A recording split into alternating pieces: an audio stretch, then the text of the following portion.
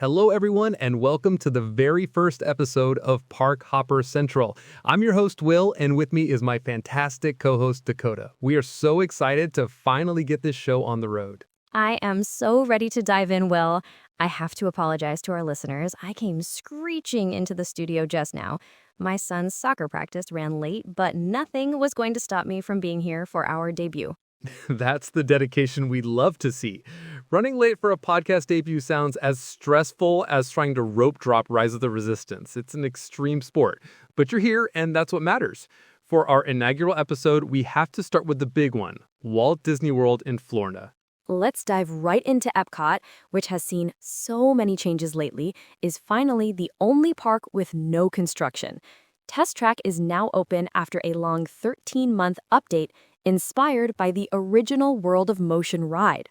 I am so intrigued by that. World of Motion was such a classic. Mixing that retro future vibe with modern ride technology is going to be fantastic.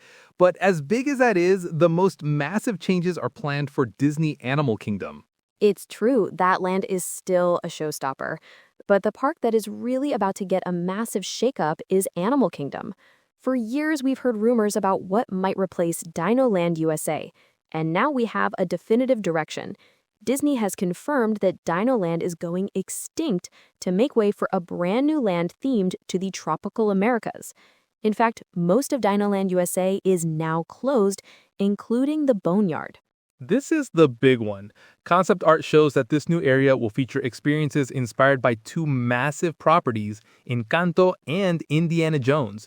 Imagine walking into the casita from Encanto or taking a high-speed thrill ride through ancient temples with Indy.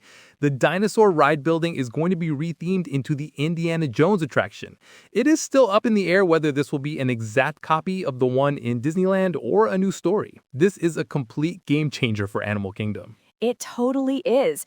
And that's not the only change for the park. Inside the Tree of Life, the long-running 3D show It's Tough to Be a Bug is closing permanently. In its place, we're getting a new show based on another huge hit, Zootopia. We don't have a lot of details yet, but it's another sign of major investment in Animal Kingdom. Now, the next one, I know you're not that excited to get to. Right. Over at the Magic Kingdom, they have closed Rivers of America and Tom Sawyer Island. But I am excited to see the new Cars attraction. Also, the addition of Villains Land has been long awaited by many. But with this is also coming the refurbishment of Big Thunder Mountain. Another mention is Buzz Lightyear Space Ranger Spin is now closed for upgrades and will open in 2026.